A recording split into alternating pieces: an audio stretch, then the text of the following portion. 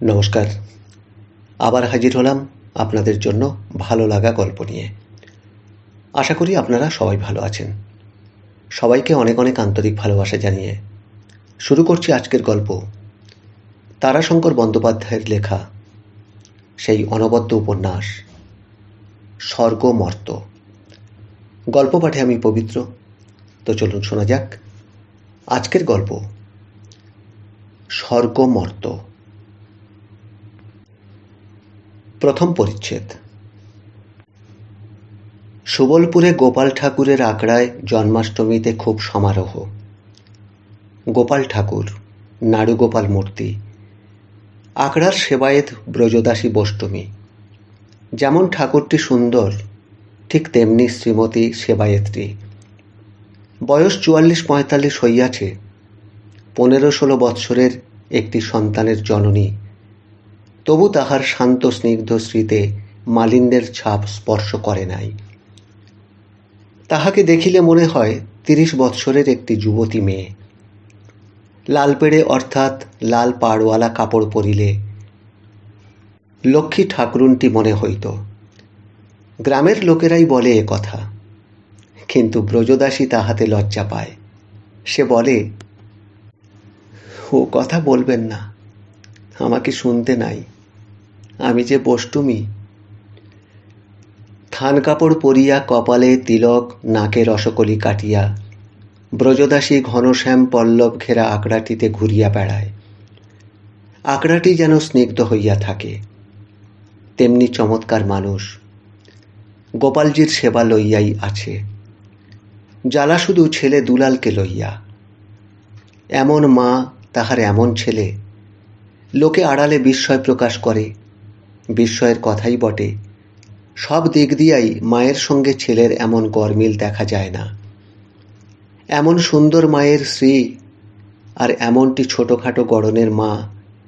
তাহার ছেলের চেহারা যেমন কর্কশ তেমনি কালো, আকারেও তেমনি স্থূল এবং প্রকাণ্ড। 15-16 বছরের ছেলেটাকে 20 বছরের জোয়ান বলিয়া ভ্রম হয়। স্বভাবে মা এমনই স্নিগ্ধ, এমন ভালো মানুষ। আর দুলাল এমন দৃঢ়, এমন দুর্দান্ত, এমন উদ্দাম যে মা ও ছেলেকে একসঙ্গে দেখিবা মাত্র লোকের চোখে মুখে সবিস্ময় প্রশ্ন জাগিয়া ওঠে। কপালে সারি সারি জিজ্ঞাসার রেখা দেখা দেয়। ভাবে, এই মায়ের এই ছেলে? আবার পর মুহূর্তেই আপন মনেই তাহারা হাসে। তাহাদের মনই তাহাদের উত্তর দেয়, সবই অদৃষ্ট। গোটা গ্রামের লোক ভয় করে। আড়ালে কেহ বলে দানু, আবার কেহ কেহ বলে কালা পাহাড়। কালা পাহাড় যে তাহাতে সন্দেহ নাই। নহিলে বষ্টুমের ছেলে এমন সুন্দর আখড়ায় মানুষ হইয়া মোটর বাসের ড্রাইভারি শিখিতে যায়। ব্রজদাসী সবই জানে, সবই তাহার কানে আসে, কিন্তু সে চুপ করিয়া থাকে। সে কি বলিবে? তাহার নিজের অন্তরেই যে এ লইয়া দুঃখ জমিয়া জমিয়া পাহাড় হইয়া আছে। মধ্যে মধ্যে আপন মনেই আক্ষেপ করিয়া, অতি মধুর মৃদুস্বরে গুনগুন করিয়া মহানন্দের পদাবলীর একটি কলি গাহিয়া নিজেকে বোধহয় সান্ত্বনা দেয়, অথবা সৃষ্টি রহস্যতত্ত্ব স্মরণ করিয়া মনে মনে ম্লান হাসি হাসে।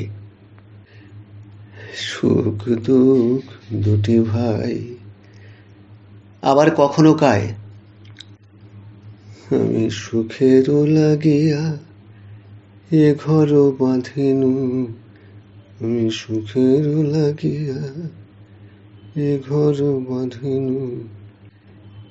তারপর শিহরিয়া উঠিয়া চুপ করিয়া যায়। মনে মনে বলে, হে গোপাল, হে গোবিন্দ, ক্ষমা করো প্রভু, ক্ষমা করো। আমার এ ঘর দুঃখে ভরে গিয়েছে, আর যেন আগুনে পুড়িয়ে দিও না। একবার ঘর পুড়েছে, আর না প্রভু, আর না। জন্মাষ্টমীর আগের রাত্রে ভোরবেলা ব্রজদাসী গোবিন্দ স্মরণ ভুলিয়া এই সবই ভাবিতেছিল। তাহার অদৃষ্ট আর হতভাগা দুলালের কথা। হঠাৎ একটা অমানসিক ক্রুদ্ধ চিৎকারে ভোর রাত্রির নিথর স্তব্ধতা থরথর করিয়া কাঁপিয়া উঠিল। আকড়ার ঘন বৃক্ষ পল্লবের মধ্যে কয়টা পাখি পাখা ঝটপট করিয়া উঠিল সেই শব্দে। ব্রজদাসীর ঘরের চাল হইতে একটা টিকটিকি সম্ভবত চকিত হইয়া মাটিতে ঝপ করিয়া পড়িয়া গেল। ব্রজদাসী চিৎকার করিয়া ডাকিয়া উঠিল, দুলাল! আকড়ার ঠিক নিচে ডাহুকি নদীর নালাটায় সাঁতার জল। সেখানে একটা প্রচণ্ড আলোড়নের শব্দ উঠিতেছে। ওই ছোট নালাটার মধ্যে যেন সমুদ্র মন্থন চলিতেছে। ঘরের কোণে হ্যারিকেন আলোটা দুলাল জ্বালিয়া রাখিয়া বাহির হইয়া গিয়াছে। ব্রজদাসী লণ্ঠনটা তুলিয়া দম বাড়াইয়া লইয়া ছুটিয়া বাহির হইয়া গেল।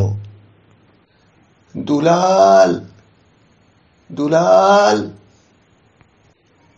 নালাটায় নামিবার জন্য আকড়ার একটি ছোট বাঁধানো ঘাট আছে। ঘাটের মাথায় গিয়া ব্রজ দাঁড়াইল। কিছুই দেখা যায় না, শুধু জলটায় উথাল পাতাল চলিতেছে। হঠাৎ জলের উপর মাথা তুলিয়া দুলাল আলোর ছটা দেখিয়াই বোধ করি চিৎকার করিয়া বলিল, ছোরা ছোরা, আমার ছোরাটা আনমা জলদি। দুলাল!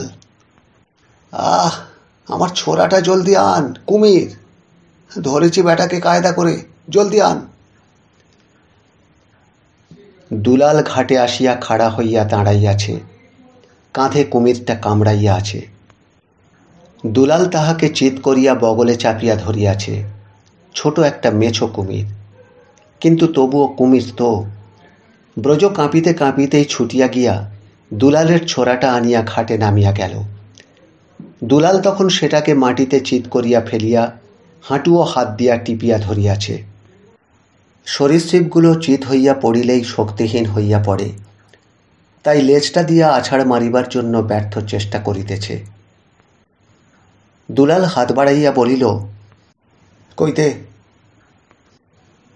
তারপর ছোরাটা লইয়া সরীসৃপটার গলার নিচে বসাইয়া দিয়া লম্বা করিয়া পেটের দিকে একটা টান দিয়া দুলাল লাফ দিয়া উঠিয়া দাঁড়াইয়া আপ বলিয়া আবার একবার হাঁক মারিয়া উঠিল। তারপর নিজের মাথাটা ঝাড়িল। লম্বা চুলগুলা ছোট ছোট জটার মতো ঝাপট খাইয়া দুলিয়া উঠিল। তাহার কাঁধের ক্ষতস্থান হইতে গাঢ় লাল রক্ত গড়াইয়া পড়িতেছে। দেখিয়া ব্রজর হাত পা যেন অবশ হইয়া গিয়াছে। দুলাল ব্রজর হাত হইতে লণ্ঠনটা লইয়া তুলিয়া ধরিয়া কি যেন দেখিল। তাহার পর বলিল, ঠিক আছে, ওই গিয়ে লেগেছে বাঁকের মাথায়। রক্তাক্ত দেহে দৈত্যের মতো দুলাল দাঁড়াইয়া আছে। নিজের ক্ষতের দিকে ভ্রুক্ষেপ নাই। পেটচেরা কুমিরটার মৃত্যু আক্ষেপ দেখিয়া হি হি করিয়া হাসিতেছে। ছোট একটা মেছো কুমির, কিন্তু ছোট হইলেও তো কুমির। একটা শক্ত মোটা কাঁটা ভরার লেজটা আছড়াইয়া ঘাটের বাঁধানো ঠাঁইটুকুকে যেন চুরমার করিয়া দিবে। গলা হইতে লেজের গোড়া পর্যন্ত পেটটা চিরিয়া দিয়াছে দুলাল। রক্তে ঘাটটা লাল হইয়া গিয়াছে। কতক্ষণ পরে ব্রজদাসীর মনের সাড় ফিরিয়া আসিল। সে আসিয়া দুলালের হাত ধরিয়া পড়িল, দেখি দেখি। কি? তোর কাঁধ থেকে যে রক্ত পড়াচ্ছে, পিঠটা ভেসে যাচ্ছে রে। ব্যাটা আমাকে কাতলা মাছ মনে করেছিল, জানিস মা। শালা, বাঘের ঘরে ঘোগের বাসা। ব্যাটার ময়ূরাক্ষীতে পেট ভরেনি, ডাউকিতে এসেছিল, সেখানে সুবিধে হয়নি। এখন এসেছ বাউকিতে, তাও দুলালের ঘাটে।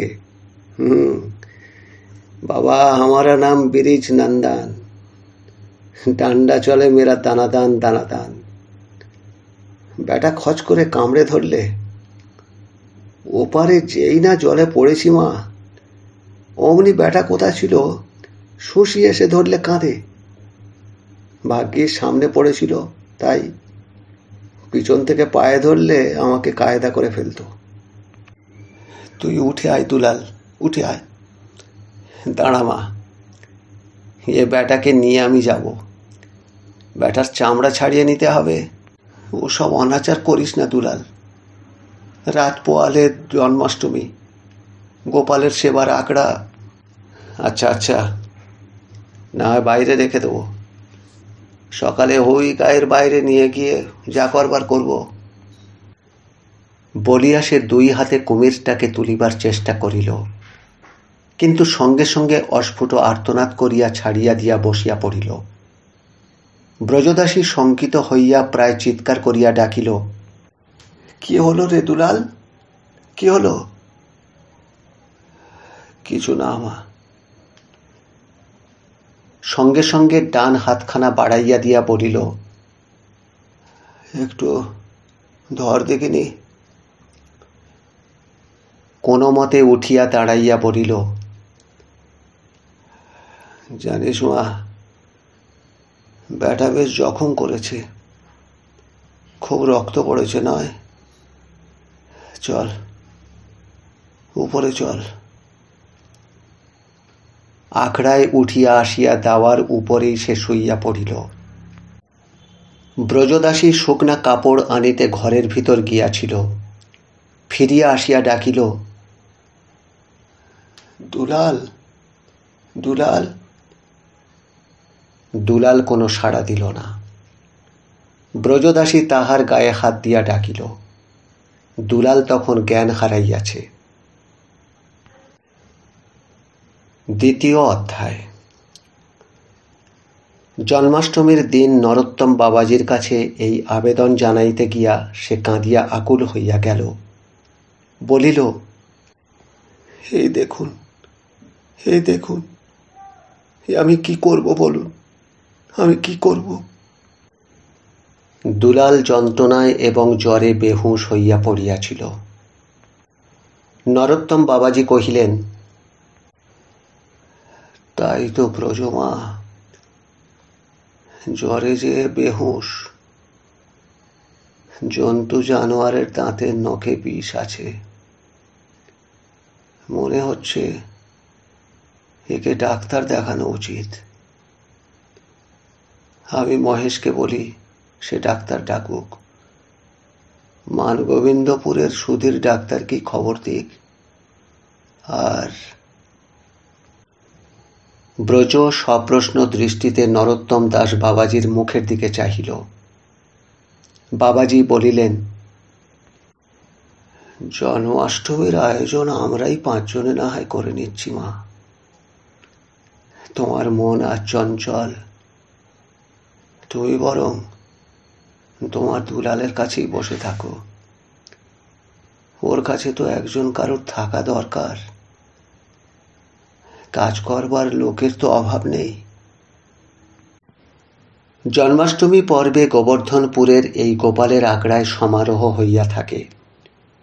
ব্রাহ্মণ বৈষ্ণব সাধু মহান্ত অনেকে আসিয়া থাকেন। বিংশ শতাব্দীর এই আমলেও এই অঞ্চলটিতে প্রাচীনকালের জীবন সঙ্গীত জাগিয়া ওঠে খোল করতালের ধ্বনিতে, নাম সংকীর্তনের সুরের মধ্যে। আজ 12 বৎসর এই গোপালের আখড়ার প্রতিষ্ঠা হইয়াছে। 12 বৎসরের প্রতি জন্মাষ্টমীতেই উৎসব হইয়া আসিতেছে। ইহার আগে জন্মাষ্টমীর উৎসব হইত মান গোবিন্দপুর নরোত্তম দাস বাবাজির আখড়ায়। নরোত্তম দাস বাবাজি গোবর্ধনপুরের আখড়ার প্রতিষ্ঠা করিয়াছেন। মহেশ মণ্ডল বাবাজির শিষ্য। সেই আখড়ার ঘর দুয়ার করিয়া দিয়াছে, কিছু জমিও দিয়াছে। আখড়ার প্রতিষ্ঠা করিয়া গোপালের সেবা পরিচালনা করিবার জন্য ব্রজদাসীকে আনিয়া আখড়ার সকল ভার অর্পণ করিয়াছেন। নরোত্তম দাস বাবাজির সাধক জীবন বিচিত্র। তিনি জন্ম বৈষ্ণব নন, বৈদ্য ব্রাহ্মণ কুলে জন্ম। শিক্ষা দীক্ষায় প্রথম বয়সে উগ্র আধুনিক উচ্চ রাজ কর্মচারীর পদে প্রতিষ্ঠিত ছিলেন। হঠাৎ স্ত্রী বিয়োগের পর তিনি সমস্ত কিছু পরিত্যাগ করিয়া মান গোবিন্দপুরে এক আখড়া করিয়া সেইখানে বৈষ্ণব সাধনায় বসিয়া গিয়াছেন। তিনি এখানে আসিয়া বসিবার পর হইতেই এ অঞ্চলের বৈষ্ণব পর্ব পার্বণগুলি বেশ জাঁকিয়া উঠিয়াছে। অঞ্চলটাই অবশ্য বৈষ্ণব ভাবের দেশ। অজয় কুল ধরিয়া পশ্চিমে জয়দেব কেঁদুলি হইতে গঙ্গা ও অজয়ের সঙ্গমস্থল পর্যন্ত অঞ্চলটি অতি প্রাচীন বৈষ্ণবের দেশ। অজয়ের 10 কোষের মধ্যে ময়ূরাক্ষী। ময়ূরাক্ষীর উত্তরে এক চক্রা মহাপ্রভু নিত্যানন্দের জন্মস্থান। কাছাকাছি বীরচন্দ্রপুরকে লোকে বলে গুপ্ত বৃন্দাবন। এ অঞ্চলে প্রতি 5খানি গ্রামে একটি করিয়া বৈষ্ণবের আখড়া আছে। মাটির দেওয়াল, খড়ের চালে ছাওয়ানো আখড়া। যদুপতির পাথরে গড়া বিরাট রাজপ্রাসাদ নয় যে, কাল ভাঙিয়া দিলে আর গড়া যায় না। সে ভাঙা পাথরের স্তূপই সরানো অসম্ভব হইয়া ওঠে। কিন্তু মাটির আখড়া কাল ভাঙে, জলে ভাঙিয়া পড়ে, ইঁদুরে গোড়ায় গর্ত কাটিয়া তলাটা ফোঁপরা করিয়া দেয়। তখন একদিন ধসিয়া পড়ে, ভূমিকম্পে ফাটে, ভাঙে। আর মানুষ ওই ভাঙা দেওয়ালেই জল ঢালিয়া কাদা করিয়া আবার দেওয়াল দেয়। লোকের কাছে ভিক্ষা করিয়া খড় বাঁশ মাথায় করিয়া আনে। দেওয়ালের উপর চাল তুলিয়া সযত্নে নিজের হাতে রাঙা মাটি দিয়া নিকাইয়া আলপনা আঁকিয়া মনোমন্দিরের অধীশ্বরকে হাত জোড়ো করিয়া বলে, আমার মনোমন্দিরে অধিষ্ঠিত হও। নরোত্তম দাস বাবাজি বলেন, তাই তো বলি বাবা, মথুরাপুরের ইট কাঠ পাথর ভেঙেছে কাল, মাটি চাপা দিয়েছে, কিন্তু আসল মথুরা যেমনকার তেমনি আছে। কালের সঙ্গে কালা চাঁদের খেলা চলেছে বাবা, হ্যাঁ, খেলা চলেছে। ব্রজদাসী বসিয়াই ছিল, দুলাল কাতরাইতেছে। ভাদ্র মাস, পল্লীগ্রামে বলে পচা ভাদর। এ সময় যত মাছি যত মশা, ভন ভন করিয়া মাছি উড়িয়া বেড়াইতেছে। দুলালের পায়ে বসিয়া তাহাকে আরো অস্থির করিয়া তুলিতেছে। ব্রজদাসী উঠিয়া গিয়া দরজাটা বন্ধ করিয়া দিল। অন্ধকার ঘরে বসিয়া থাকিতে তাহার কান্না পাইল, দুলাল যদি না বাঁচে। মাথায় কলঙ্কের পসরা তুলিয়া লইয়া দুলালকে সে কোলে পাইয়াছে।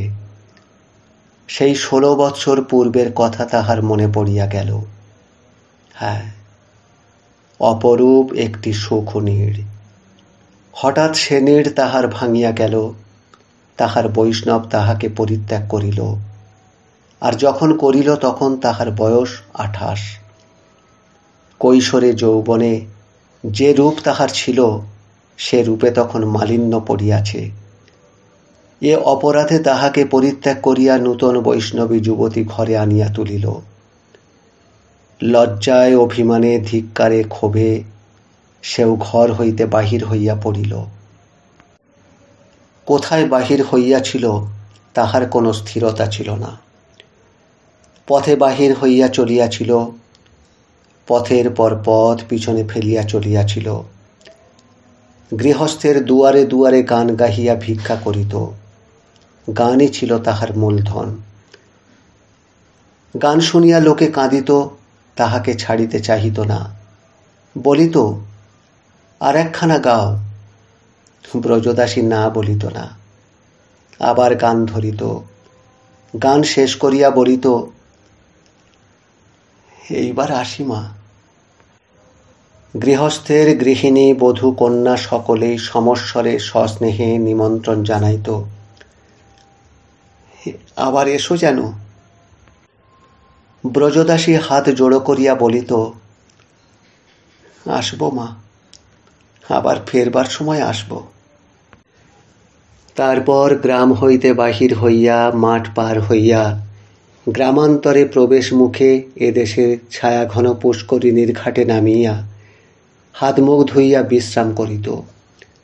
দুপুর হইলে কাঠকুটা কুড়াইয়া, ইট বা মাটির ঠেলা দিয়া, উনান পাতিয়া ছোট পিতলের বগ্ন চড়াইয়া দিত। তাহার ঝুলিতেই থাকিত ভাণ্ডার। ন্যাকড়ার খুঁটে বাঁধা নুন, কয়েকটা লঙ্কা, শিশিতে তেল, ভিক্ষার চাল, 2টা আলু, 1টা বেগুন। রান্না চড়াইয়া সে ভাবিত তাহার অদৃষ্টের কথা। অতীতকালের কথা স্মরণ করিত, চোখ দিয়া জল গড়াইত। আর গুনগুন করিয়া আপন মনেই গান করিত। পথে হাটবাজার পড়িলেই সেইখানি আসর পাতিয়া বসিয়া যাইত। চারিপাশে ভিড় জমিত। নানা জনে নানা কথা বলিত, কুৎসিত ইঙ্গিত, অশ্লীল মন্তব্য, কিন্তু সেসব মাটির দিকে দৃষ্টি নিবদ্ধ করিয়া গান ধরিত।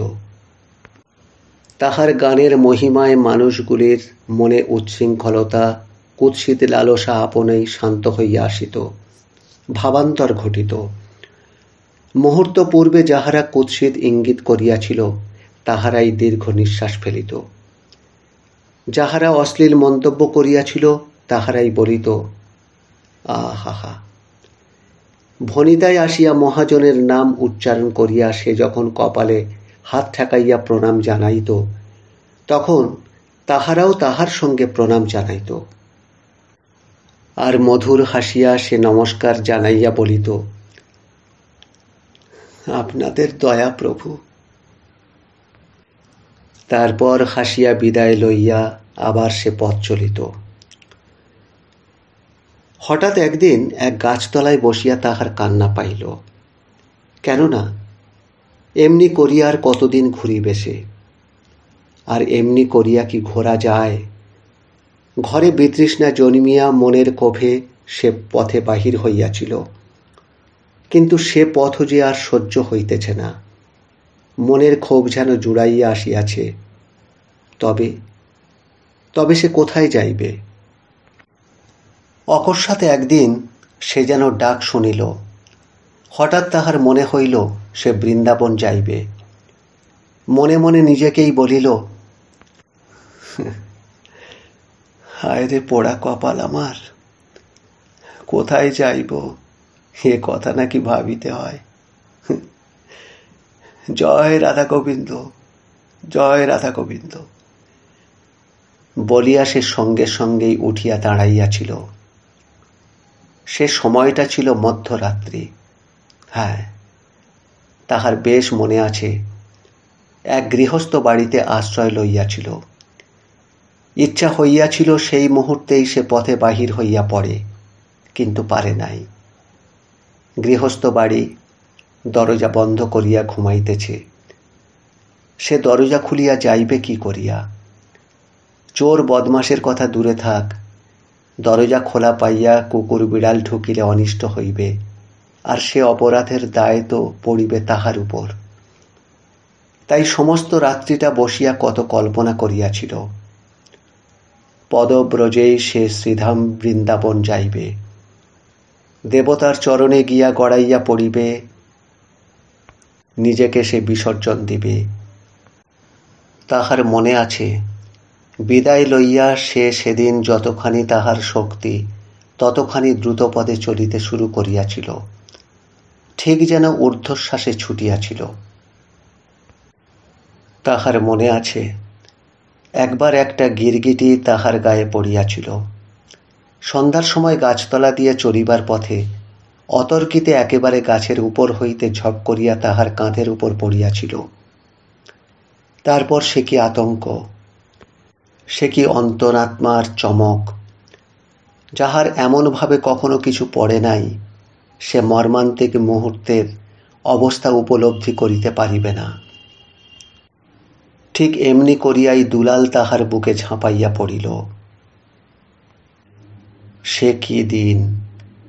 জংশন স্টেশনের লম্পট বাঙালি সাহেবকে মনে করিতে তাহার সমস্ত শরীর আজও হিম হইয়া যায়। ভাবনায় ছেদ পড়িল ব্রজদাসীর। ঘরের দরজা ঠেলিয়া নরোত্তম বাবাজি প্রবেশ করিলেন। সঙ্গে সঙ্গে এক ঝলক রৌদ্র আসিয়া ঘরের মধ্যে ছড়াইয়া পড়িল। ব্রজদাসী চমকিয়া উঠিল, মাথার কাপড়টা টানিয়া দিয়া সচেতন হইয়া বসিল। বাবাজি বলিলেন, মৃদঙ্গটা নেব মা, বরাবরই তো এ সময় কীর্তন হয়, এবার একবার নিয়ম রক্ষাও তো করতে হবে, তাই সুবলপুরের মহান্ত গাইবেন, ওকেই বললাম। দেওয়ালের গায়ে সযত্নে কাপড় ঢাকিয়া খোলখানি তোলা থাকে। বাবাজি খোলখানি নামাইয়া লইয়া চলিয়া গেলেন। দরজা বন্ধ করিয়া দিতে ভুলিলেন না। ঘরখানা অন্ধকার হইয়া গেল। দুলাল একবার নড়িয়া চড়িয়া শুইল। সম্ভবত আলোর ছটায় তাহার ঘোর ভাঙিয়াছিল। ব্রজ আবার দেওয়ালে ঠেস দিয়া বসিল, কিন্তু কয়েক মুহূর্ত পরেই সে চঞ্চল হইয়া নড়িয়া চড়িয়া বসিল। আজ জন্মাষ্টমী। এই আখড়া প্রতিষ্ঠার প্রথম বৎসর হইতেই এই দিনটিতে সে দুপুরে পদাবলী গান করে, ভক্ত রসিকেরা শুনিয়া থাকেন, তাহার গোপাল শোনেন। কিন্তু এবৎসর না, সে হবে না। শুধু তো তাহার নিজের অপরাধের কথাই নয়, দুলালের মঙ্গল অমঙ্গল যে আছে। যে দুলালের মুখ চাহিয়া এইভাবে সে বসিয়া থাকিবে, এই অপরাধের শাস্তি তাহাকে দিতে যদি শাস্তিদাতা দুলালের উপর আঘাত আনেন। এখন দুলালই যে তাহার জীবন মন্দিরের চূড়া, সোনার নয় পিতলের কলঙ্কবর্ণ লোহার চূড়াই বটে, কিন্তু বজ্রাঘাত হইলে যে সে চূড়ার উপরেই হয়। তাই ব্রজদাসী শিহরিয়া উঠিল এবং সঙ্গে সঙ্গে সভয়ে উঠিয়া দাঁড়াইল। দুলালের দিকে একবার চাহিয়া দেখিয়া সন্তর্পণে পাটের কাপড়খানি টানিয়া লইয়া দরজা খুলিয়া বাহির হইয়া গেল। আখড়ার উঠানে ছোট একটি আচ্ছাদন ইতিমধ্যেই তৈয়ারি হইয়া গিয়াছে। চারিপাশে বাঁশের খুঁটি পুঁতিয়া মাথায় আঁটি আঁটি খড় চাপাইয়া আচ্ছাদন প্রতি বৎসরে তৈয়ারি হয়। মহেশ মণ্ডলের তদারকে গ্রামের লোকেরাই এ কাজ করে। শুধু গোবর্ধনপুরের এই আখড়াতেই নয়, এ অঞ্চলের সকল আখড়াতেই এই ব্যবস্থা। আখড়ার সেবায়েত মহান্ত যিনিই থাকুন, আসল আখড়ার কর্তা যে গ্রামের লোকেই। আখড়া, শিবতলা, কালীতলা এসবের ভার গ্রামের লোকেই স্বর্ণাতীত কাল হইতে বহন করিয়া আসিতেছে। তাহার উপর মহেশ মণ্ডলের মতো মানুষ যে গ্রামের মোড়ল, সে গ্রামের এসব কাজ এমন নিখুঁতভাবে হইবে, তাহাতে আর আশ্চর্য কি। ব্রজ দেখিল বাঁশের খুঁটিগুলিতে দেবদারু পাতা দিয়া মুড়িয়া দিতে পর্যন্ত ভুল হয় নাই। আমের শাখা গাঁথা লম্বা খড়ের দড়ি টাঙানো হইয়াছে। উঠান ব্রজদাসী কাল সন্ধ্যাতে নিকাইয়া রাখিয়াছিল, তাহার উপর আলপনা দেওয়া হইয়াছে, কিন্তু কে দিয়াছে ব্রজ তাহা জানে না। কিন্তু যেই দিয়া থাক, ভালোই দিয়াছে। ওদিকে মৃদঙ্গ লইয়া নরোত্তম দাস বাবাজি বসিয়াছেন।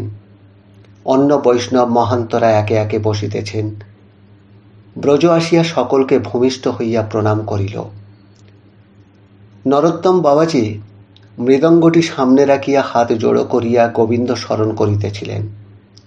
তিনি কথা বলিলেন না, শুধু মুখে ক্ষীণ হাসির রেখাটুকু ফুটিয়া উঠিল। সুবলপুরের মহন্ত বলিলেন, আপনি উঠে এলেন মাঝি? মৃদু হাসিয়া ব্রজদাসী বলিল, হ্যাঁ এলাম। আপনারা সকলে এসেছেন, তার উপর এ দিনটি তো বছরে একদিনই আসে। গোপালপুরের বুড়া বৈরাগী বাউল বলিলেন, তা হামা, দুলাল সুস্থ আছে তো? এখন নিঝুম হয়ে পড়ে আছে। রক্তপাত তো অনেক হয়েছে তো, শুধু বেঁচেছে সে আমার গোবিন্দের করুণা আর আপনাদের আশীর্বাদ। মা গো, তুমি বলছো কি? হ্যাঁ, গোবিন্দের করুণা হবে না? তোমার যে ওই একটি। সুবলপুরের মহান্তের চোখ সজল হইয়া উঠিল। বলিলেন,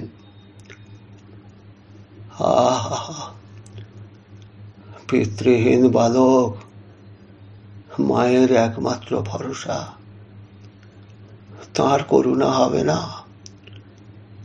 ঠাকুর যে আমার অনাথের, অসহায়ের, দুর্বলের। তারপর ব্রজ গান আরম্ভ করিল।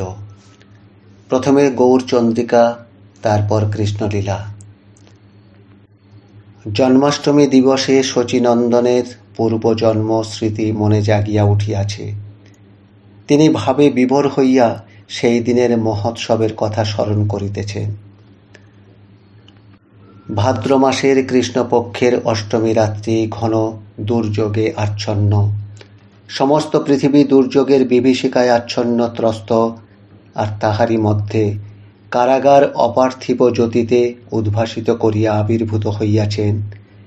পিতা বসুদেব কারাগার হইতে সদ্যজাত শিশুকে লইয়া যমুনার পাথার পার হইয়া বৃন্দাবনে আসিয়া সদ্য প্রসূতি মা যশোমতীর কোলের পাশে রাখিয়া গিয়াছেন। যশোমতী প্রভাতে উঠিয়া আপন শিশু জ্ঞানে তাহার মুখ দেখিয়া আনন্দে অধীর হইয়া উঠিয়াছেন।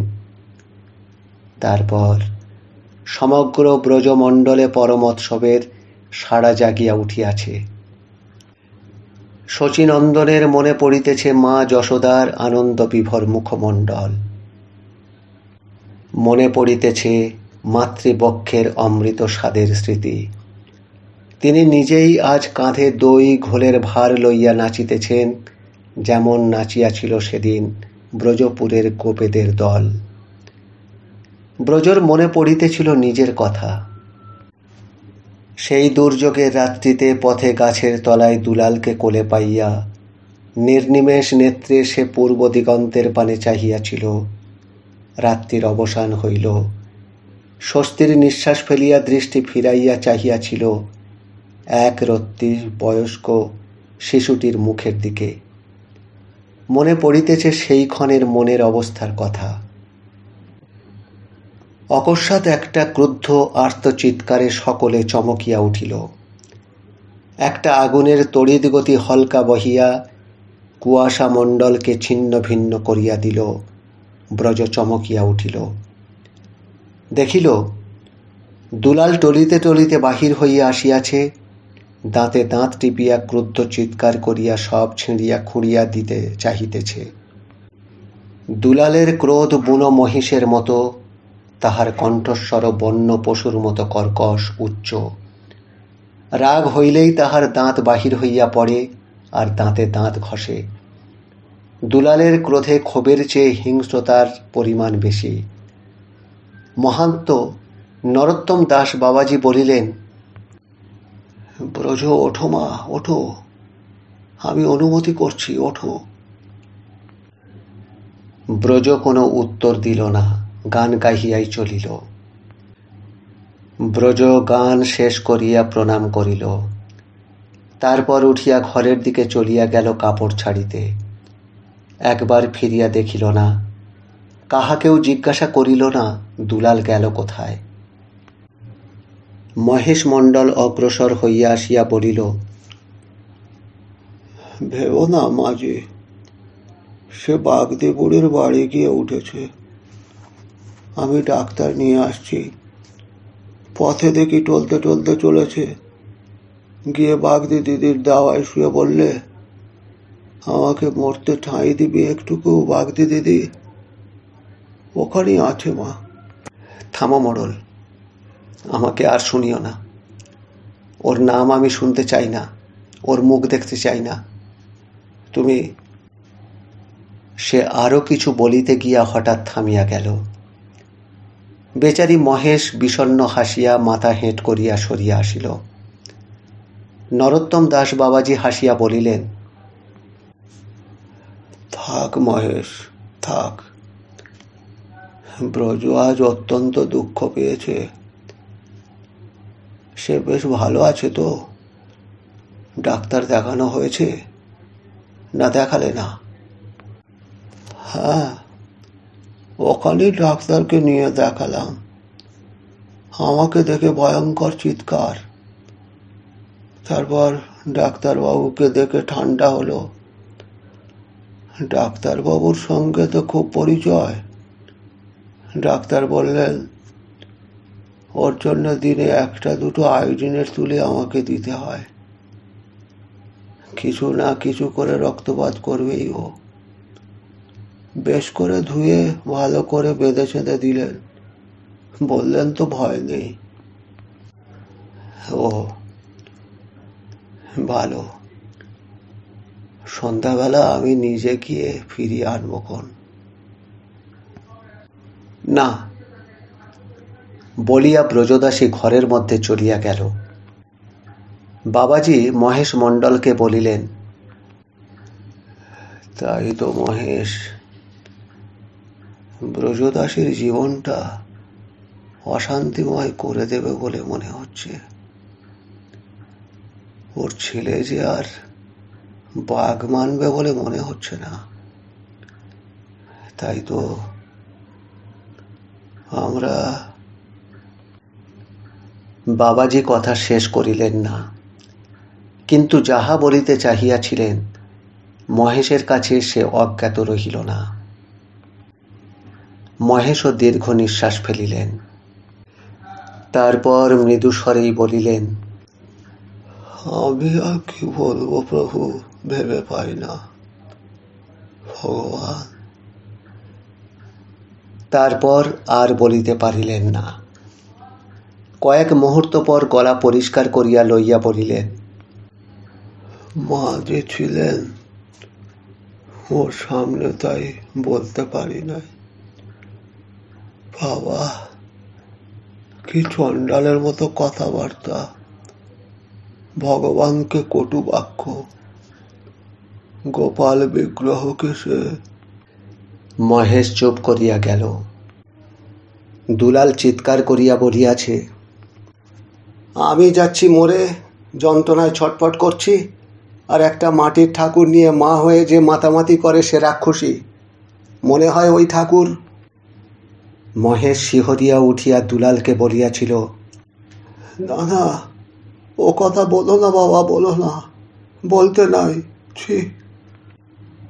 বড় বড় দাঁত বাহির করিয়া দুলাল বলিয়াছিল, ছি, আচ্ছা আচ্ছা, ঠাকুর বেঁচে থাক, খুব ননি মাখন খাক, রাক্ষসী ওই মাটির ঢেলা বুকে চাপিয়ে যাক স্বর্গে, আমি মরে খালাস পাই। বিষণ্ণ হাসি হাসিয়া উদাস দৃষ্টিতে বাবাজি আকাশের দিকে চাহিলেন, বলিলেন,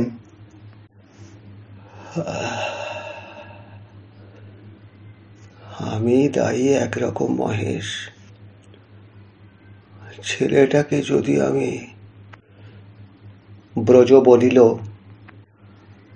না প্রভু, আপনি দায়ী নন, দায়ী যে আমার অদৃষ্ট, আর দায়ী হতভাগার। না না ব্রজ, ওসব কথা তুমি মুখে এনো না। আর আমি বলছি, আর একটু বয়স হলেই ও ঠিক হয়ে যাবে। এ বয়সটাই হলো ওই ধর্ম। হ্যাঁ, না, ও ঠিক হবে না বাবা। এ বয়সের কথা বলছেন, মানলাম, কিন্তু ছেলেবেলায় সেই 4 বছর বয়সে কোন ধর্মে ও ছেলে ঠাকুরকে মন্দ কথা বলতো, ভাঙতে যেত বলুন তো? জন্ম থেকে ওর ঠাকুরের ওপর একটা আক্রোশ। হঠাৎ ব্রজদাসীর ঠোঁট দুটি অবরুদ্ধ আবেগের তাড়নায় থরথর করিয়া কাঁপিয়া উঠিল। কয়েক মুহূর্তের জন্য সে চোখ না বুঝিয়া পারিল না, যেন মানুষের দিকে তাকাইয়া থাকিবার মতো শক্তি সম্বল শেষ হইয়া গিয়াছে। কয়েক মুহূর্ত পরে একটা দীর্ঘ নিঃশ্বাস ফেলিয়া সে চোখ মেলিয়া মাটির দিকে চাহিয়া বলিল, এ কি আমার শাস্তি বলুন তো? আমার গোবিন্দ, আমার গোপাল, তাঁর উপর যার। আবার তাহার ঠোঁট কাঁপিতে লাগিল, আর সে আত্মসম্বরণ করিতে পারিল না, ঝরঝর করিয়া কাঁদিয়া ফেলিল।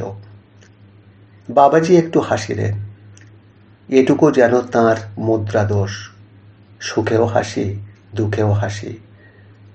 চোখে জল পড়ে, মুখে হাসি ফুটিয়া ওঠে।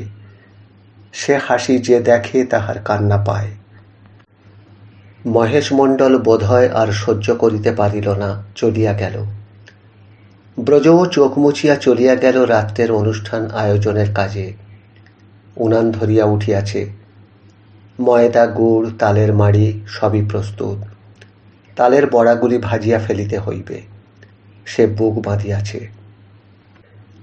রাত্রে নরোত্তম দাস বাবাজি গোপালের পূজা করিয়া জন্মাষ্টমীর কথা পাঠ করিতে বসিলেন। প্রথম প্রহরের পূজা পাঠ শেষ হইয়া গেল। বাবাজি ব্রজকে বলিলেন, উপবাস করে আছো ব্রজ, এইবার তুমি একটু বিশ্রাম করো।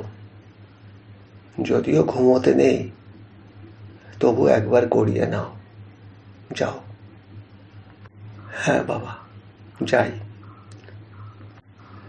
জানো ব্রজ, আমি সন্ধ্যাতেও লোক পাঠিয়েছিলাম, সে ভালো আছে। তারপর একটু সকৌতুক হাসি হাসিয়া বলিলেন, আর কি বলেছে জানো? বলেছে, তোমরা কেন এসেছো বাপু? হ্যাঁ, সেই গোপাল ঠাকুরের সেবায়েত মহস্তিনীকে পাঠিয়ে দিও, তার সঙ্গে বোঝাপড়া হবে, তবে যাব। নইলে আমি মরি, সেও ভালো, কিছুতেই যাব না। তা বলছিলাম, কাল সকালে একবার যাবে, গেলেই চলে আসবে। গাড়ির জন্যে? না প্রভু, আমি যাব না। আমার বন্ধন কেটেছে, এ আমার উপর গোবিন্দের দয়া। আপনি প্রভু গোপালের সেবার ভার থেকে আমায় মুক্তি দিন, আমি চলে যাই। পথ চলতে চলতে মাঝখানে বাঁধা পড়েছে, বাঁধন খুলেছে। আমি চলব, আর একবার চলব। এ যে বড় শাস্তি, বড় পাপ। ছি ছি ব্রজ, এ কথা বলো না, বলো না, বলতে নাই। আছে প্রভু, আছে, 100 বার আছে। আমি যে হাড়ে হাড়ে যন্ত্রণা পেয়ে বুঝলাম প্রভু। আজ এখন এ কথা থাক, কাল হবে। না, আর না। বলিয়া সে অলস অবসাদে দেওয়ালের গায়ে ঠেস দিয়া যেন এলাইয়া পড়িল। কিছুক্ষণ পর ভাদ্র মাসের অসহ্য গুমট গরমে প্রায় অধীর হইয়া দাঁড়াইল। উঠানে নামিয়া পড়িল, বলিল, আহ, ছি ছি ছি ছি, কি ওটা? ওমা, এ কিসের পাতা? ছি ছি, আবার স্নান করতে হবে। বলিয়া গামছাখানা টানিয়া ঘাড়ে ফেলিয়া সে বাহির হইয়া পড়িল। বাহির হইয়া সে যেন বাঁচিল, তবু খানিকটা বাতাসের স্পর্শ যেন পাওয়া যাইতেছে। সঙ্গে সঙ্গে মনে হইল পাতা ছোঁয়া পড়াটাও যেন ভালো হইয়াছে। ঠান্ডা জলে স্নান করিয়া দেহখানা জুড়াইবার সুযোগ মিলিয়াছে। সারাটা দেহ যেন জ্বালা করিতেছে, আগুনের আঁচে সব যেন ঝরিয়া গিয়াছে। আশ্চর্য! ব্রজদাসী নিজেই একটু হাসিল। এক একদিন কি যে হয় ভগবান জানেন। নহিলে এ আগুনের আঁচ আর কি এমন আঁচ! বাবাজির আখড়ায় দোলের সময় যে সমারোহ হয়, সে সমারোহকে ধনী জমিদার বাড়ির বড় বড় যজ্ঞের সঙ্গে তুলনা করা যায়। বড় বড় জোল উনান কাটিয়া রান্না, একটা উনানে 8টা হাঁড়ি চাপে। ময়রার দোকানের উনানের মতো উনানে ব্যঞ্জন রান্না হয়, সেই উনানে উদয়াস্ত রান্না করে ব্রজদাসী। আর বাবাজি বলেন, ব্রজ, তোমার হাতের ব্যঞ্জন ছাড়া প্রভূত ভোগে অমৃত স্বাদ পাবেন না। তুমি যে গোপালের সেবা করো, তুমি যে সাক্ষাৎ যশোমতী গো। হ্যাঁ, সাক্ষাৎ যশোমতী। নরোত্তম দাস বাবাজি হয়তো রহস্য করেন। এতদিন কথাটা মনে হইলে সে খুশি হইত, মনে মনে শিহরিয়া উঠিত। বারবার বলিত, বাবাজি স্নেহে অন্ধ। তিনি যা বলেন তার অপরাধ যেন তাহাকে স্পর্শ না করে, দুলালের যেন অমঙ্গল না হয়। আজ সে মনে মনে স্থির করিল, এবার বাবাজির কথার প্রতিবাদ করিবে। হঠাৎ সে থমকিয়া দাঁড়াইল। তাহার পায়ের দুই পাশের ক্ষেতের ধান জড়াইয়া যাইতেছে। ভাবিতে ভাবিতে কখন সে মাঠে আসিয়া পড়িয়াছে। কিন্তু এ কি, স্নান করিতে কোথায় চলিয়াছে সে? এ যে গ্রাম পার হইয়া আউশের মাঠে আসিয়া পড়িয়াছে। ওই তো চাঁদ রায়ের বাঁধ। বাঁধের ওপারে বাগদিপাড়া। কপালে তাহার কুঞ্চন রেখা জাগিয়া উঠিল। দুর্দান্ত লক্ষ্মী ছাড়াকে একবার দেখিয়া আসিতে হইবে নাকি। ওই তো বাঁধের ওপারে খান কয়েক ধানক্ষেত পার হইয়াই সঙ্গে সঙ্গে মনে হইল, ছি ছি, না, কখনোই তাহার যাওয়া উচিত নয়। যে ছেলে তাহার ইষ্ট দেবতার অপমান করে, যে ভগবানকে অবহেলা করে, তাহার মুখ দেখা তাহার উচিত নয়। বন্ধন ছিঁড়িয়াছে ভালোই হইয়াছে। হঠাৎ অন্ধকার নিস্তব্ধ মাঠখানা যেন চমকিয়া উঠিল। কাহার কণ্ঠস্বর ধ্বনিত হইয়া উঠিল। বাগদি বুড়ি চিৎকার করিতেছে। দুলাল বুড়ির ঘর হইতেও চলিয়া যাইতেছে। বাঁশের আড্ডায় চলিয়াছে। নিতান্ত দুর্মতি না হইলে এমন ইচ্ছা মানুষের হয় না। ক্রোশ দেড়েক পথ যাইতে হইবে। এত রক্তপাত হইয়াছে, তবুও দুর্দান্তের ভ্রুক্ষেপ নাই। ওই চাঁদ রায়ের বাঁধের পাশ দিয়া দুর্দান্ত আসিতেছে। ব্রজদাসী শক্ত হইয়া দাঁড়াইল।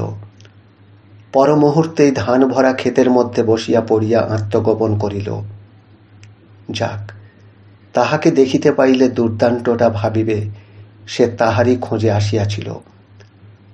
দুলাল বিড়বিড় করিয়া বকিতে বকিতে চলিয়াছে। যাব তো, আমি চলেই যাব। যাওয়ার পথে তার সঙ্গে একবার বোঝাপড়া করে তবে যাব। হ্যাঁ, আমি বোঝাপড়া করব, ভালো করে বোঝাপড়া করব, শেষ বোঝাপড়া করব। হ্যাঁ, তুইও বেজো বষ্টমী, আমিও বাবা বীরিজনন্দন। হ্যাঁ। ব্রজ আর থাকিতে পারিল না। ধান ক্ষেতের মধ্য হইতে উঠিয়া দাঁড়াইয়া বলিল, এই, তুই কি বোঝাপড়া করবি? বলি, দাঁত কিসকিস করে বোঝাপড়া করবি বলে তুই যে ফাঁকা মাঠে সাপের মতো গজরাচ্ছিস, তা আমার সঙ্গে তোর বোঝাপড়ার আছে কি? হ্যাঁ? দুলাল যেন চমকিয়া উঠিয়া দাঁড়াইয়া গিয়াছিল। দুলালের ভয় নাই, ভয় সে পায় নাই। এখন অপ্রত্যাশিত আকস্মিকতার বিস্ময়ে সে চমকিয়া উঠিল। ভাবিল, এই মাঠের মধ্যে অন্ধকার রাত্রে কোথা হইতে আসিল রাক্ষসী। পর মুহূর্তেই সে বিস্ময় কাটাইয়া চিৎকার করিয়া উঠিল, আমি যাব না, যাব না, যাব না তোর বাড়ি। তুই কেন এসেছিস? আমি চলে যাব। আমার যেদিকে মন চায় সেদিকে আমি চলে যাব। আমি তোকে নিয়ে যেতে আসিনি, আমি চান করতে এসেছি। চান করতে? আমি যেন কিছু বুঝি না। চান করতে এসেছিস মাঠে? এই ধান খেতে চান করতে এসেছিস? ওরে, ধান খেতে নয় রে মুখ পোড়া, চাঁদ রায়ের বাঁধে। বাঁধে? কে? চাঁদ রায়ের বাঁধে? গায়ে এত পুকুর থাকতে, ঘরে ধরে বউকির ঘাট থাকতে, চাঁদ রায়ের বাঁধে? যা যা, তুই চলে যা, আমি যাব না। পিছনের অন্ধকার হইতে বাগদি বুড়ি বলিল, ওই দেখো মা, ওই দেখো, কি বজ্জাত, কি নেমক হারাম তোমার ছেলে। মা আমার ঘরে এসে বললে আমাকে মরতে টুকছে ঠাই দিবি। তা আমি বলি, 60 মরবি কেন ভাই? বলে, অমন যার মা তার মরণই ভালো। তারপর তোমাকে রাক্ষসী ডাইনি কত যে কি বললে, সে আর কত বলবো। তারপরেতে মা মোড়ল ডাক্তার আসলে, ডাক্তার দেখলে চলে গেল। হঠাৎ সন্ধ্যে থেকে আমাকে গাল পাড়তে লাগলো। বলে, কি বেচানা করে দিয়েছিস? আমার সর্বাঙ্গে ফুটছে। আবার বলে, কি গন্ধ তোর ঘরের। আমি মা খেতে দিলাম দুধ, তা বলে কিনা আমি কি গরুর বাছুর যে দুধ খাবো? আমি বললাম, হ্যাঁ রে হ্যাঁ, যখন ছোট ছিলি তখন আমি ভাত দিয়েছি, খেয়েছিস। এখন বড় হয়েছিস, আজ তোকেও জাত বিচার করতে হবে, আমাকেও করতে হবে। আমি কি বলে ভাত দেবো বলো মা? আর ভাত খেলে যে খারাপ হবে, ডাক্তার কি বলে গেল? বলে মা, আমাকে যত গালাগাল, ডাক্তারকেও তত গালাগাল। ব্রজ যে কি করিবে সে কথা ভাবিয়া পাইল না। দুলালও তাহাকে ভাবিবার সে সময় দিল না। সে দাঁত বাহির করিয়া তর্জনী নাড়িয়া আস্ফালন করিয়া বলিল, তোকেও বলতে হবে, ঠাকুরের পেশাদ খা, চরণোদক খা, উপোস কর, এইসব বলে আর জ্বালাবি না। তুই মা, তাই তোর ঠাকুর সেই খাতিরে প্রণাম সকাল সন্ধে করব। ব্যাস এই পর্যন্ত। হ্যাঁ, আর আমি এদিকে মরব, আর তুই ঠাকুরের সামনে গিয়ে টেনে নেনে করে গান ধরবি, তা হবে না। বুড়ি বলিল, ওরে হতভাগা! খবরদার বলছি রাক্ষসী, খবরদার। হতভাগা তুই আমাকে বলবি না। কিসের লেগে হতভাগা হতে যাব আমি? হতভাগা! তুই হতভাগী, তুই কপাল খাগি, তুই হতচ্ছাড়ি।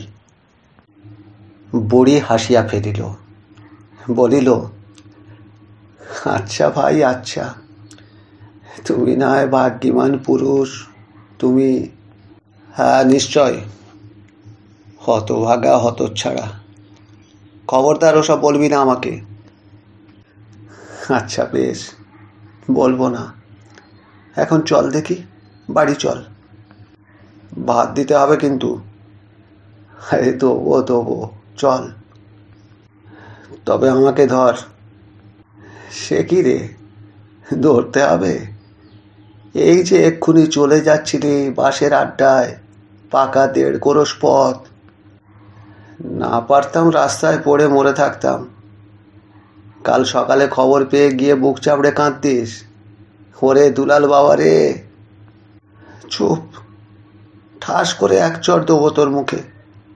ও কি, তবে ধর না কেন আমাকে, ধর। ব্রজদাসী হাসিবে না কাঁদিবে ভাবিয়া পায় না। সেই রাত্রে আকড়ায় ফিরিয়া ভাত চড়াইয়া দিল। ভাত নামাইয়া সে যখন দুলালকে ডাকিল, তখন দুলাল কিন্তু সাড়া দিল না। অঘরে ঘুমাইয়া পড়িয়াছে। গায়ে হাত দিয়া ডাকিতে গিয়া সে চমকিয়া উঠিল। গা যেন পুড়িয়া যাইতেছে। জ্বর আসিয়াছে, প্রায় বেহুঁশ হইয়া পড়িয়াছে। চোখ মেলিবার চেষ্টা করিয়াও চোখ মেলিতে পারিতেছে না। চতুর্থ অধ্যায়। 2 মাস পর দুলাল চোখ মেলিল। 2 মাসের মধ্যে তাহার চেতনা ছিল না। লাল চোখ মেলিয়া বিহ্বল দৃষ্টিতে চাহিয়া প্রলাপ বকিয়াছে। কুমিরের দাঁতের ক্ষতের প্রদাহ, তাহার সঙ্গে কোনো জ্বরের বিষ 2 মিশিয়া রোগের এক জট পাকাইয়া উঠিয়াছিল। সে প্রায় জমে মানুষে টানাটানি। 2 মাস ব্রজদাসী মাথার শিয়রে বসিয়া শুধু গোপালকে ডাকিয়াছে। তাহার দৃঢ় ধারণা, গোপালের প্রতি অবজ্ঞার অপরাধের দণ্ড নামিয়া আসিয়াছে অমোঘ বিধানে। ডাক্তার দেখানোর ত্রুটি ছিল না। নরোত্তম দাস বাবাজি সে ব্যবস্থা করিয়াছিলেন। মহেশ মণ্ডল দিবারাত্রি ডাক্তারের নির্দেশ মতো ওষুধ খাওয়াইয়াছে, সেবা করিয়াছে। ব্রজদাসী শুধু চরণোদকের পাত্র লইয়া শিয়রে বসিয়া তাহার প্রভুকে ডাকিয়াছে, আর যখন দুলাল জল চাহিয়াছে তখনই সেই চরণোদক মুখে দিয়া তবে জল দিয়াছে। 2 মাস পর ভোরবেলা সেদিন দুলাল অকাতরে ঘুমাইতেছিল। মধ্যরাত্রি হইতে কেমন নিঝুম হইয়া পড়িয়াছিল। ব্রজ ভাবিতেছিল অন্য রূপ। বাহিরে মহেশ মণ্ডল শুইয়াছিল। শঙ্কিত হইয়া ব্রজ তাহাকে ডাকিল, মোড়ল। মহেশ নাড়ি দেখিতে পারে। পল্লীগ্রামে মণ্ডলদের এ বিদ্যাটি অবশ্যই জানিতে হয়। মহেশ এ বিদ্যাটি ভালো করিয়াই শিখিয়াছিল। সে সন্ধ্যা হইতেই ব্যাপারটা অনুমান করিয়াছিল। আজ 7 দিন, জ্বরের মাত্রা ক্রমশ কম হইয়া আসিতেছে। আজ জ্বর অল্পই আছে সমস্ত দিন, হয়তো ডাক্তারি যন্ত্র থার্মোমিটারের হিসাবে 100 কি কিছু বেশি হইবে। এখন ব্রজদাসীর শঙ্কিত আহ্বানে বিস্মিত হইয়া সে উঠিয়া বসিল। প্রশ্ন করিল, কি মা, কি হয়েছে? একবার দেখো দেখি, এ যে শাক গাছটার মতো নেতিয়ে পড়েছে। মহেশ উঠিয়া আসিয়া নাড়ি দেখিয়া মৃদু হাসিয়া পড়িল, ভয় নাই মা, নাড়ি ঠিক আছে, চমৎকার আছে। জ্বরটা বোধহয় আজ ত্যাগ করবে। সুস্থ হচ্ছে কিনা তাই ঘুমোচ্ছে। কোনো ভাবনা করো না। ব্রজদাসী তবুও নিশ্চিন্ত হইতে পারে নাই। মহেশ মণ্ডল যাহা বলিয়াছে সে কথা সে অবিশ্বাস করে না। মহেশের কথা অবিশ্বাস করা যায় না, কিন্তু তবুও তাহার দুর্দান্ত দুলাল এমন নিস্তেজ হইয়া গেল কেন? মৃত্যু সে বড় রহস্যপূর্ণ, বিচিত্র তাহার গতিবিধি। তাহাকে চেনা যায় না, জানা যায় না। কখন কোন দিক হইতে কেমনভাবে অতর্কিত একটি ফুৎকারে প্রদীপ নিভাইয়া দেওয়ার মতো মানুষের জীবন শেষ করিয়া দেয় কেউ বলিতে পারে না। তাই সে দুলালের মুখের দিকে চাহিয়া বসিয়া রহিল। কার্তিক মাস, শীতের আমেজ পড়িয়াছে। শেষ রাত্রে কাপড়খানা ভালো করিয়া টানিয়া গায়ে দিয়া দেওয়াল ঠেস দিয়া বসিয়াছিল। বাহিরটা নিস্তব্ধ, অতি মৃদু একটা সনসন শব্দ, আর তাহার সঙ্গে ঝিঝি পোকার ডাক শোনা যাইতেছে। এমন সময়ে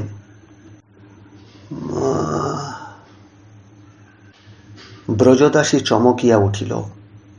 দেওয়ালে ঠেস দিয়া বসিয়া থাকিতে থাকিতে কখন চোখের পাতা দুইটি আপনি নামিয়া আসিয়া জুড়িয়া গিয়াছে, তন্দ্রা আসিয়াছিল। আর ঠিক এই মুহূর্তটিতেই ক্ষীণ দুর্বল কণ্ঠে দুলাল ডাকিল মা বলিয়া। ব্রজদাসী বিস্ফারিত নেত্রে দুলালের দিকে চাহিয়া দেখিল। বুকের ভিতরটায় যেন পাহাড়ের চূড়া হইতে পাথর খসিয়া গড়াইয়া চলিয়াছে, সব গুঁড়াইয়া দিতেছে। দুলাল আবার ডাকিল, মা।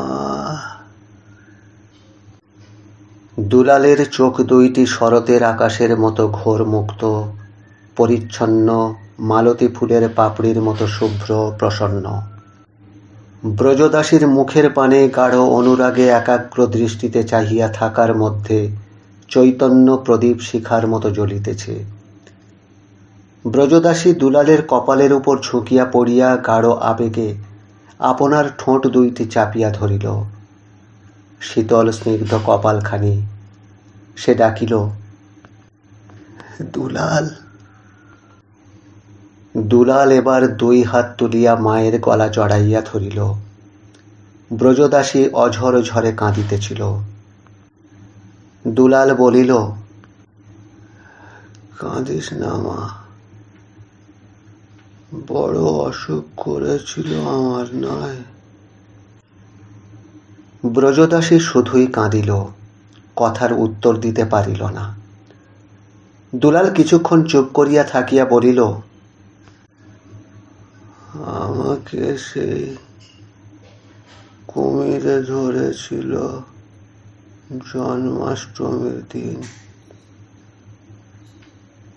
আমি সেই বাগদি বুড়ির বাড়ি রাগ করে গিয়েছিলাম। ও আচ্ছা মা, সেই কুমিরটাকে মেরেছিলাম, সেটা কি হলো? তার চামড়াটা কি হলো? তার চামড়াটা?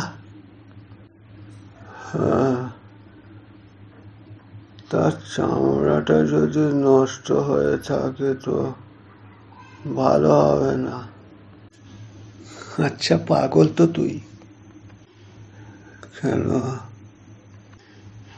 একে তোর এই অসুখ, জমে মানুষে টানাটানি, আর আমি তোকে দেখব না তোর কুমিরের চামড়ার ব্যবস্থা করব বল?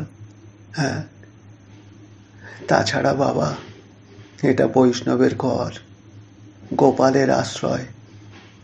এখানে কি ওসব চামড়া টামড়া নিয়ে অনাচার করতে পারি? হ্যাঁ। আজ কিন্তু দুলাল ফোঁস করিয়া উঠিল না, একটু চুপ করিয়া থাকিয়া শুধু বলিল,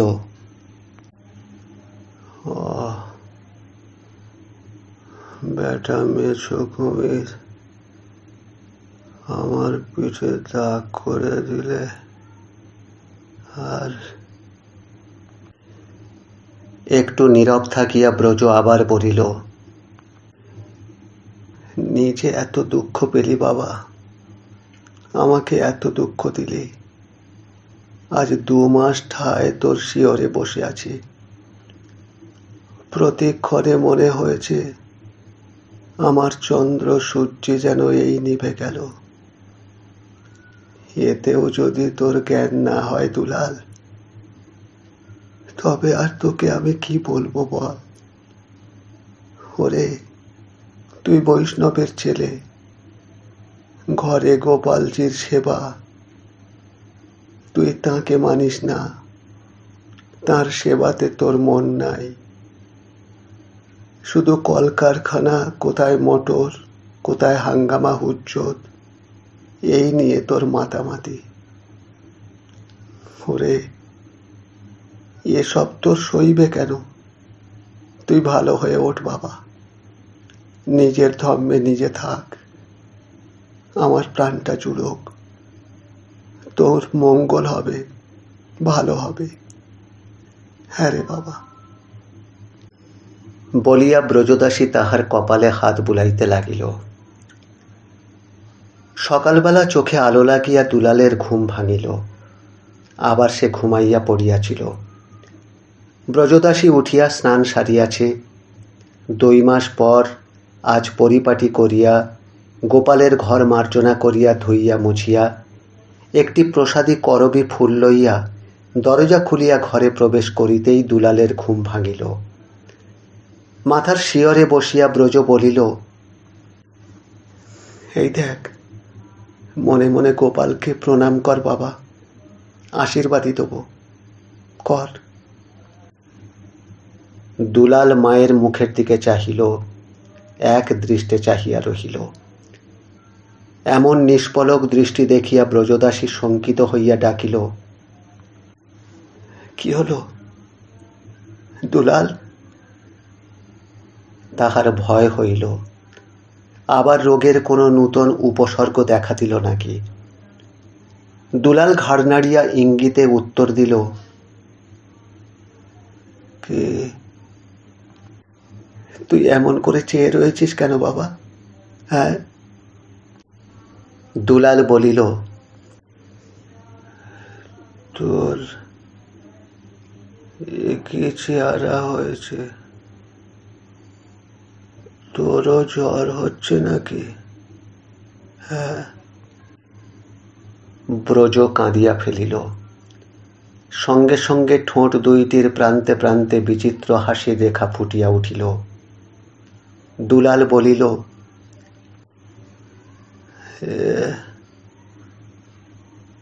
তোর মুখখানা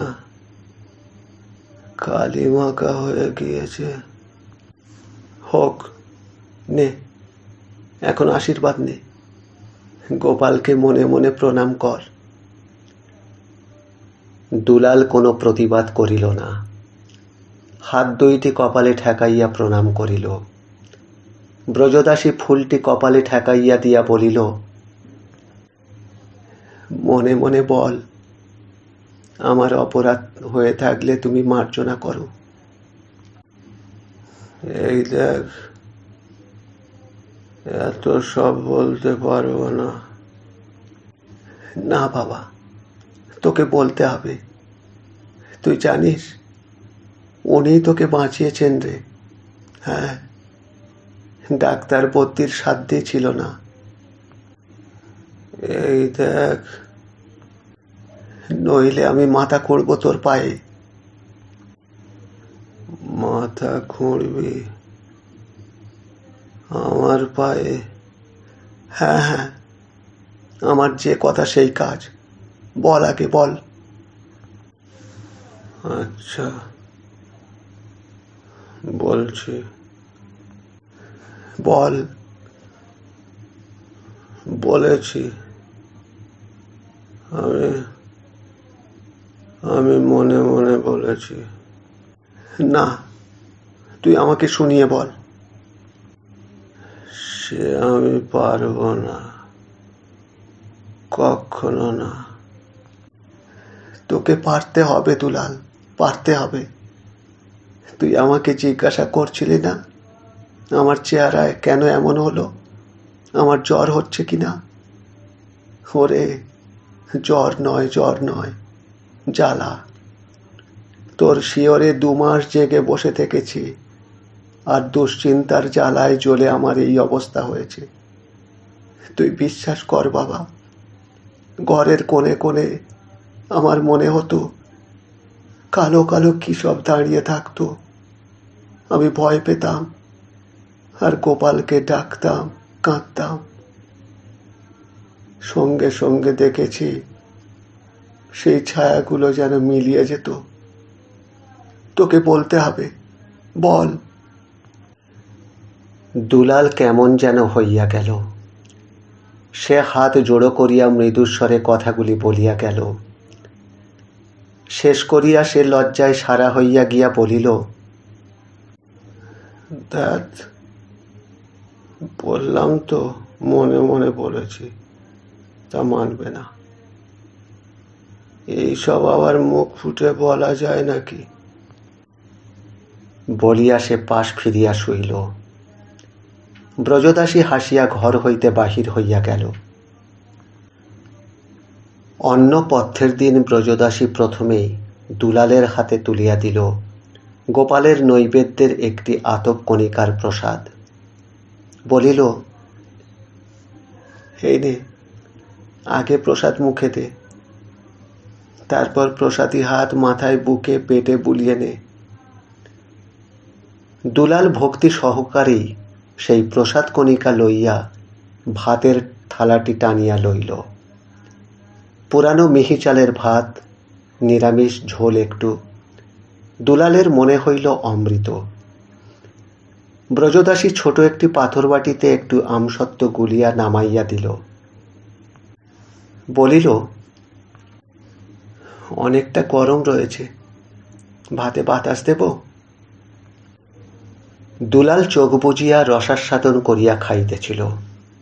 সে এ কথার জবাব না দিয়া হঠাৎ বলিল, বুঝলি মা, কদিন অনেক ভাবলুম।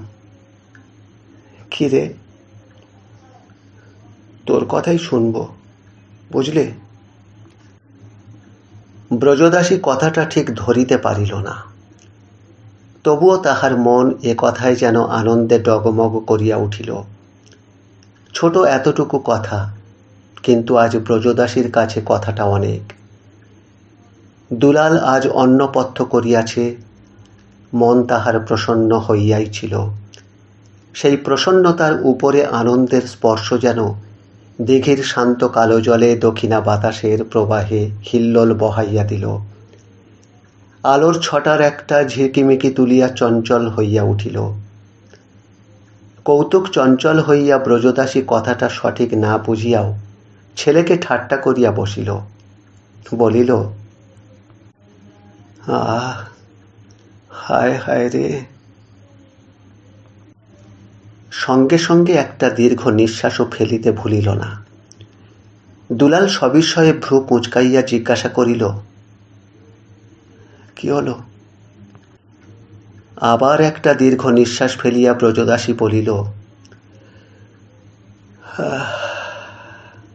আর আমি বাঁচব না। বুঝতে পারছি আমার দিন পুড়িয়েছে, এইবার আমি মরব। কেন? মরবি কেন? হলো কি যে মরবি? তুই যে আমার কথা শুনবি আর আমি বাঁচব, হ্যাঁ, এত সুখ আমার ভাগ্যে ভোগ করা আছে। দুলাল রাগিয়া আগুন হইয়া উঠিল। সে কোনো কথা না বলিয়া গ্রাসের পর গ্রাস মুখে তুলিয়া চলিল। ব্রজদাসী হাসিয়া গড়াইয়া পড়িল। কিছুক্ষণ পরে দুলাল বলিল, যা, তবে তোকে আর কথাটা বলবো না। তা তুই তো কথা শুনবি মায়ের, তার আর বলবি কি? হ্যাঁ, বলতাম, তার বলবো না। তোর ভারী বাড় বেড়েছে, সব তাতেই ঠাট্টা। আচ্ছা আচ্ছা, আর ঠাট্টা করবো না। নে বল, কি বলছিলি বল। বললাম তো না, কিছুতেই বলবো না। ব্রজদাসী খুব একটা গ্রাহ্য করিল না।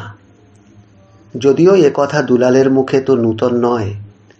রাত্রি করিয়া বাড়ি ফেরা লইয়া মায়ে পয়ে ঝগড়া 2-4 দিন অন্তর নিয়মিতই হইয়া থাকে। ব্রজ যেদিন কাঁদে সেদিন দুলাল ঠিক ওই কথাই বলে। আচ্ছা আচ্ছা, তোর কথাই শুনবো। এবার থেকে সকাল সকালে বাড়ি ফিরবো। ইহার ঠিক দিন তিনেক, বড় জোর 4-5 দিন সকাল সকাল ফিরিয়া আবার সেই যথা নিয়মে 1 প্রহর রাত্রি শেষ করিয়া বাড়ি ফিরিতে শুরু করে দুলাল। ব্রজদাসী এঁটো বাসন লইয়া উঠিয়া চলিয়া গেল। দুলাল রাগ করিয়া বসিয়া রহিল। কিছুক্ষণ পরেই চেঁচামেচি শুরু করিয়া দিল। আমার পকেটে যে সিগারেট ছিল কি হলো? নতুন বাক্স ছিল, জন্মাষ্টমীর দিন ঘরে থাকবো বলে কিনে এনেছিলাম, কি হলো? ব্রজদাসী আসিয়া কুলঙ্গি হইতে ন্যাকড়ার একটা মোড়ক খুলিয়া বাক্সটা বাহির করিয়া দিয়া বলিল, এই যে, এই নাও বাবা, ও জিনিস তোমার আর কে নেবে? বর্ষার বাতাস লেগে মিইয়ে যাবে বলে আমি ন্যাকড়ায় জড়িয়ে রেখেছিলাম, নাও। দুলাল এবার খুশি হইয়া উঠিল। রাগটাও তাহার খুব অকৃত্রিম ছিল না। রাগের কথাও কিছু ব্রজদাসী বলে নাই, তবে দুলালকে লজ্জা দিয়াছিল। লজ্জা পাইয়াই দুলাল রাগ করিয়া সে লজ্জা ঢাকিতে চাহিয়াছিল। এবার সে খুশি হইবার সুযোগ পাইয়া খুব বেশি রকমে খুশি হইয়া উঠিল। মায়ের হাতখানা টানিয়া ধরিয়া বলিল, লক্ষ্মী মা রে আমার, লক্ষ্মী মা। ওরে ছাড় ছাড়, বস বস, শোন না সেই কথাটা। নে বল। বলছিলাম, এ কদিন অনেক ভেবে দেখলাম, বুঝেছিস, তোর কথাই ভালো। বৈষ্ণবের ছেলে নিজের জাত ধর্ম মেনে চলাই ভালো। ও ভগবান বল ভূত বল, বুঝলি কি না, আছে বললেই আছে, না বললেই নেই। ব্রজ ছেলেকে আর বলিতে দিল না। গভীর আবেগে তাহার মাথাটা বুকে চাপিয়া ধরিল। আমাকে বাঁচালি বাবা, বাঁচালি। দুলাল আনন্দে হাসিল। স্বভাব মতো হা হা করিয়া হাসিল না, নিঃশব্দে হাসিল। ব্রজ বলিল, দেখবি তোর ভালো হবে রে, পরে বুঝতে পারবি। ওরে ভগবান গোবিন্দ শ্যাম, ওর চরণ ছাড়া আশ্রয় আছে আর? হ্যাঁ, ভগবান আছেন রে। নাই এ কথা যে বলে, তার চেয়ে দুর্ভাগা আর নাই দুলাল। মা মরা ছেলেও তো সংসারে বাঁচে। সংসারে যারা ভগবান মানে না, তাদের বাঁচা ওই মা মরা ছেলের মতো বাঁচা। তাহলে তুই এতদিন মরেছিলি বল, আজ বাঁচলি? দুলাল ব্রজদাসীর মুখের দিকে চাহিল। আমি তো জানতাম না এতদিন ভগবানকে। তাহলে এতদিন তুই ভূত হয়েছিলি, আজ আবার বাঁচলি। আমি কিন্তু সিগারেট খাবো, তখন বলতে পারবে না বষ্টুমির ছেলের খেতে নাই। না রে না, তা বলবো না বাবা। বৈষ্ণব মাহান্ততে গাঁজা খায়, খেতে বারণ শুধু মদ। তা জানি, তবে তোমার ওই যে গুরুটি, ওই নরোত্তম দাস বাবাজি, ওটি যে কঠিন লোক। উনি যে পান পর্যন্ত খান না, তার চেলা হয়েছ তুমি। এখন বিশ্বাস কি? কোন দিন বলতে পারো? সন্ধ্যায় দুলালকে সে আসরে নিজের পাশে লইয়া বসিল। আরতির সময় তাহার হাতেই দিল কাঁসর। দুলাল বিপদে পড়িল। ব্রজদাসীর ছেলে হইয়াও তাহার তাল জ্ঞান নাই। কোনো মতেই ঠিক সময়ে সমান রাখিয়া ঘা মারিতে পারে না। এখন মহেশ হাসিল। কাঁসরখানা দুলালের হাত হইতে লইয়া গোবিন্দ পালের হাতে দিল। বাজাও, ও আমারই মতো তালকানা। আরতির শেষে কীর্তন গানের সময়ও ব্রজদাসী তাহাকে পাশে লইয়া বসিল। গানের সময় দুলাল মায়ের পাশে থাকিতে ভালোবাসে, যদিও গান তাহার আসে না, কণ্ঠস্বর কর্কশ, তাল জ্ঞান নাই। তবু ব্রজদাসী গাহিলে সে নীরব হইয়া শোনে, আপন মনেই দোলে। এ দোলাটা কিন্তু ঠিক তালে তালে দুলিয়া যায়, সে বিন্দুমাত্র ভুল হয় না। সকলে চলিয়া গেলে ব্রজ গোপালের মন্দিরের দরজায় বসিয়া বলিল, দুলাল আমার কাছে কথা দিয়েছে মোড়ল, সে আর ওসব বাসটাসের চাকরি করবে না। আমি তো অনেক আগেই বলেছি মা, ওই দিকেই যখন ওর মতি, তখন চাকরি না করে একখানা বাস কিনে। না মোড়ল, দুলাল আমার ভগবানের সেবাই মাথায় তুলে নেবে, ওসব চাকরি বাকরি ছেড়ে দেবে। এখন আগ্রাতে আমার কাছে কিছুদিন সেবার খুঁটিনাটি শিখুক, তারপর মান গোবিন্দপুর পাঠিয়ে দেব, কি নবদ্বীপে পাঠিয়ে দেব। সেখানে দীক্ষা নিয়ে পড়াশুনো করে ফিরবে। কিন্তু তার আগেই আমি ওর বিয়ে দিতে চাই মোড়ল। কি বললে মা? বিয়ে দুলালের?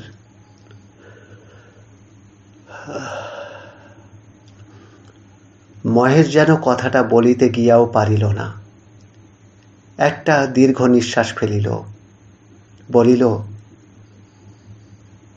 ভগবান তোমার ইচ্ছাই সব।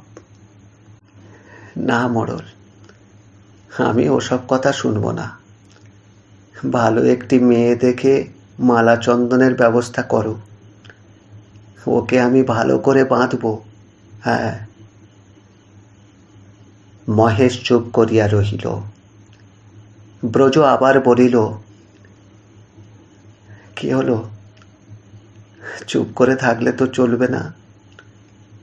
আর হ্যাঁ, তুমি যা ভাবছো তা আমি জানি, কিন্তু যে করে হোক এটি করতেই হবে। আচ্ছা বেশ, আমি বাবাজিকে শুধাবো। শোনো মোড়ল, আমি কলঙ্কের পসরা মাথায় তুলে নিয়েছি। আবার ওর জন্যে যে জাতের মেয়ে হোক, তাকে আমি বউ করে ঘরে আনতে রাজি আছি। টাকা দিয়ে কিনতে হয়, কিনে আনো তুমি। আর তাছাড়া সংসারে দুলালের মতো আরো অনেকেই তো জন্মায়। হ্যাঁ, শুধু মেয়েটি একটু সুশ্রী হলেই হলো। এ আমি করব। বাবাজি বারণ করলেও আমি শুনব না। আচ্ছা, তুমি এখন এসো মোড়ল, দুলাল একা আছে, আমি যাই। সে উঠিয়া ঘরের মধ্যে ঢুকিয়া দরজাটা বন্ধ করিয়া দিল। আজ তাহলে এই পর্যন্ত। এই গল্পের পরবর্তী অংশ শুনবেন আগামী অডিওতে। ভালো লাগলে চ্যানেলটিকে এখনই সাবস্ক্রাইব করে বেল আইকনটি ক্লিক করে রাখুন। আর গল্প পাঠ কেমন লাগলো অবশ্যই মতামত জানান। সবাই ভালো থাকবেন। আবার দেখা হবে আগামী অডিওতে। নমস্কার।